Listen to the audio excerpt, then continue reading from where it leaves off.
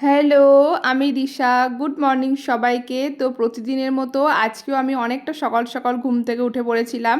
আর সকালে আজকে ওয়েদারটা খুব ভালো ছিল। আর আগের দিন যেহেতু এক্সারসাইজ কিচ্ছু করতে পারিনি, তাই একদম ভালো লাগছিল না। সারাটা দিন যেন মনে হচ্ছিলো কি একটা করিনি। তাই আজকে অনেকক্ষণ ধরে আমি এক্সারসাইজ করেছি। আর আজকে সকালে সূর্য ওঠাটা এত ভালো লাগছিল দেখতে। সত্যি আমি এতদিন সকালে না উঠে যে কত কিছুই না মিস করে গেছি। কত সুন্দর পাখিরা ডাকছিল, পাখিদের আওয়াজ। আর এই হালকা হালকা যে রোদের ওঠার ব্যাপারটা অসাধারণ লাগছিল। সত্যি এটার প্রেমে পড়ে যাচ্ছি আমি আস্তে আস্তে। আর সকালবেলায় উঠে স্নান করতে যে আরও ভালো লাগে, সারাটা দিন একদম ফ্রেশ লাগে। তোমরা কারা কারা সকাল সকাল ওঠো আর সকাল সকাল স্নান করো, তারা এই ব্যাপারটা যারা বুঝতে পারো তারা অবশ্যই আমাকে কমেন্টে জানাবে। যাই হোক, এদিকে এসে আজকে গ্রিন টি খেয়েছি, কারণ কালকে লেবু মধুর জলটা খেয়েছিলাম। রোজ আমি লেবু মধুর জল খাই না, একদিন লেবু মধুর জলটা খাই আর একদিন গ্রিন টিটা খাই।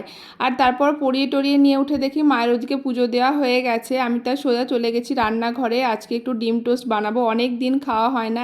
একভাবেই চিড়ের পোলাও না হলে ওটসের অমলেট এইসবই করা হয়।